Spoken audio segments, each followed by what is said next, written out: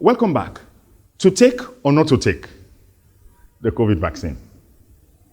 A total of 5,443 infections have been reported in Sierra Leone to date, with a death toll of almost 100. Now, obviously, a lot of people would tell you this death toll could be 10 times what it's supposed to be if you change the way you identify or you define people dying as a result of COVID-related illnesses. And so people believe it's a lot more than that. Quite recently, NACOVAC, the institution that is responsible for managing the pandemic in Sierra Leone, rolled out a host of measures that are intended to combat the third wave of COVID-19. This includes mandatory wearing of face masks in all public places and in transportation, social distancing, and hand washing protocols. Nightclubs and cinemas banned. Government offices would only be accessed by employees and members of the public with proof of at least one dose of the COVID-19 vaccination. The National Sports Authority has designated that activities and competitions shall be held behind closed doors without spectators.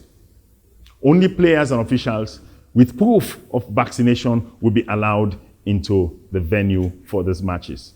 Social gatherings, including weddings and funerals and receptions and naming ceremonies and the like, shall not exceed 50 people, even though we're yet to see compliance with this. And all of this should have mandatory face masks, social distance, hand washing, and mobile vaccination sites have been deployed all around the country, particularly in Freetown, and residents have been encouraged to go out and get vaccinated. Sierra Leone has supplies of AstraZeneca vaccine and also the Sinopharm shots. And it's interesting if you could compare these actions that have been taken by Sierra Leone to what actions had been taken by Rwanda. And somebody saying it's child's play in terms of what we've done in Sierra Leone. More draconian measures had been taken in Rwanda in the recent past to combat the third wave of COVID-19. So it's serious, it's super, super serious. The government takes it seriously, and so that's what I want to be able to just put on the table for you. There's controversies. What's the government's position? The government takes it seriously, and the government is closing down on a lot of stuff. We've talked about the controversies surrounding the vaccine, and we've talked about government's position on this. When we come back, I'll give you the Joe Abbas position on the vaccine. Welcome back. Today we're talking about the COVID-19 vaccine controversy. To take or not to take? Where do you stand? As we start the final segment of the show for today, there's an announcement I'd like to be able to make to you. Those of you who've been following and respect what we do on Life by Design, respect what we've achieved over the last couple of years, decades, 3 decades to be specific. We've influenced your thoughts, influenced your actions, shaped people's life. People said, you gave me hope. If I'm here today, it's because of what I heard you say. There's something I'd like to be able to say concerning this pandemic. I think I owe it to you. I owe it to my fans, and I owe it to everybody that respects what we have been doing to let you know publicly that I have taken both shots of the AstraZeneca vaccine. I, Joe Abbas Bangura, have taken both shots of the AstraZeneca vaccine. I'm a Christian and I'm a pastor. And I know about all the controversies that surround the biblical prophecies regarding the end times and the New World Order, 666, and the mark of the beast, that this could be the chip that's been implanted in us to be able to do this. I am also a father and a husband and a leader, and I have a responsibility not to cause harm to others. I'm not a doctor or a medical expert of any sort, but I respect medical science, and I think we all should.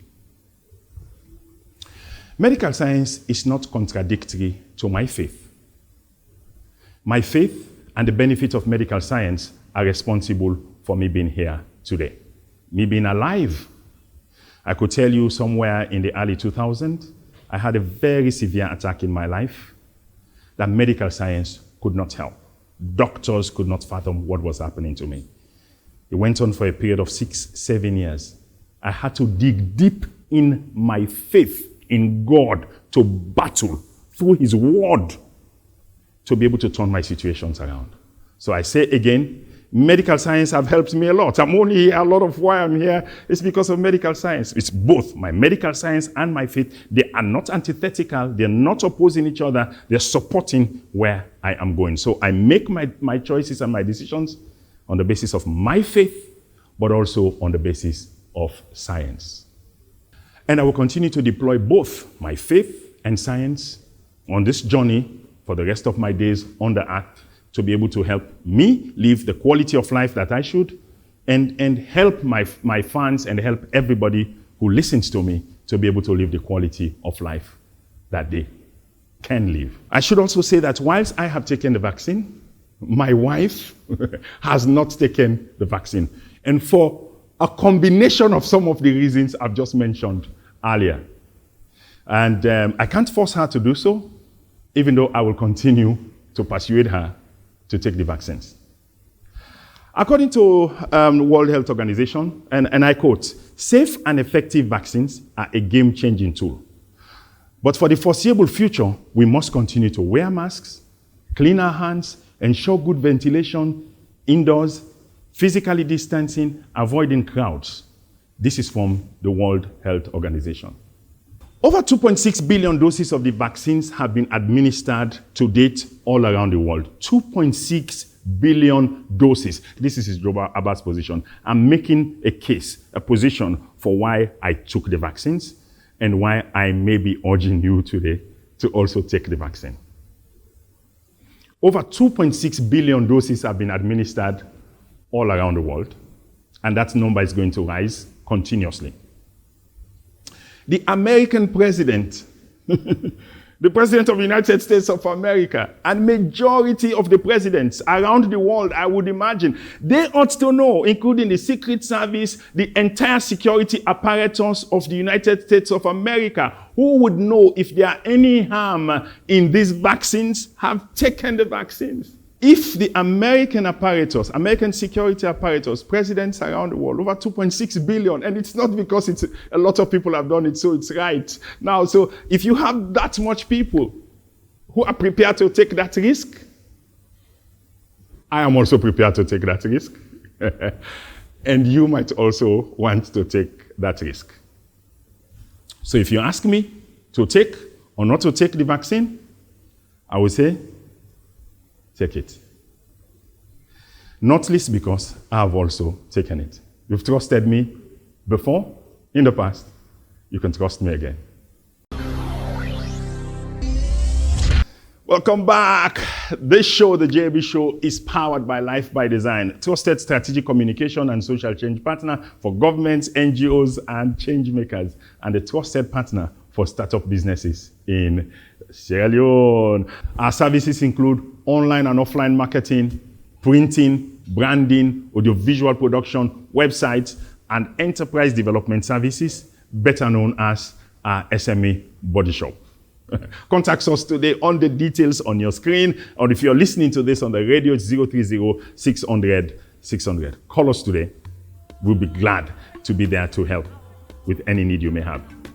Well, that's all we have for you on today's show. Join us on the next edition of the show as we provide you with the tools that you need to unleash your life, your career, and your business. Don't forget that this conversation continues online and on Facebook and YouTube and Twitter. And on behalf of our sponsors and partners, Life by Design, AppResell, RC Bank, AYV Media Empire, Inky Media, and Chicken Town, City Life, City Malt. I've been your host, JV.